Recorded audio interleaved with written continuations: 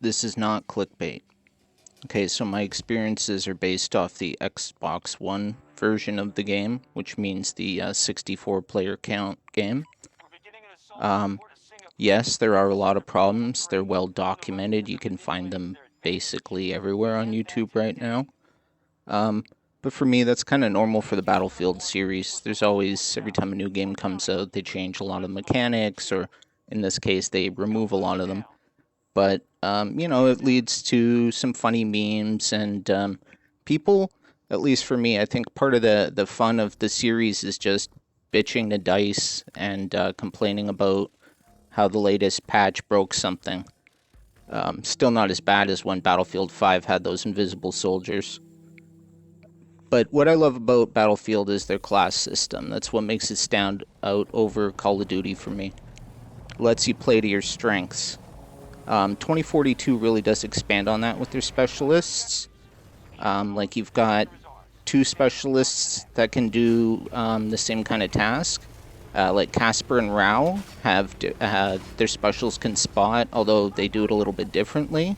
And you can actually equip the SOFLAM goggles or binoculars to help spot if you're not playing as one of those two.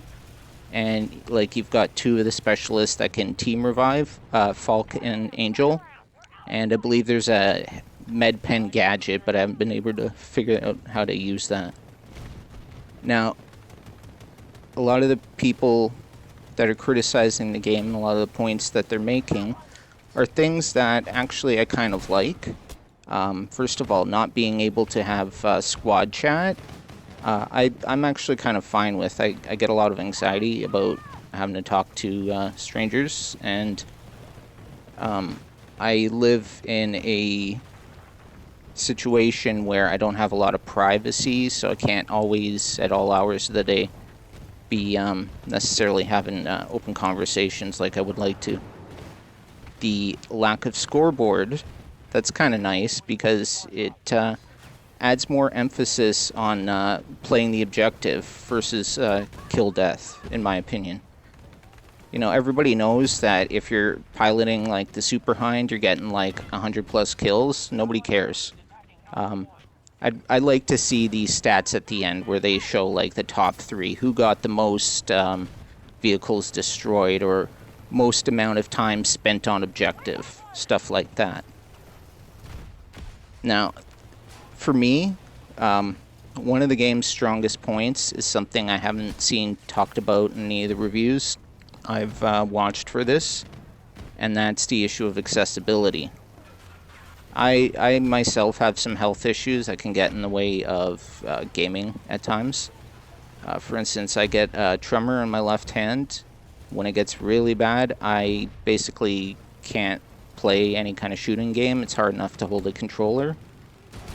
With Battlefield 2042, I can switch to Casper and use his special, the little drone, and just fly around spotting the enemies and disrupting them.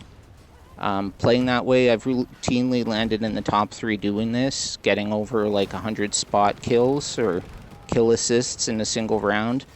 It usually helps my squad take first place. Sometimes I also deal with issues like brain fog or being mentally exhausted. Playing online sometimes can be too much, so I can always switch offline, play against the bots, and feel like Rambo. The crossplay is nice too, because I can always tell myself anyone who kills me that isn't on Xbox is cheating. And, I just wanted to say something nice about a game that's getting crapped on a lot, despite obviously being unfinished. It's still early. By the time Battlefield 5 had its Pacific content drop, it felt like DICE finally knew what they were doing with the game, which they then admittedly abandoned to focus on 2042.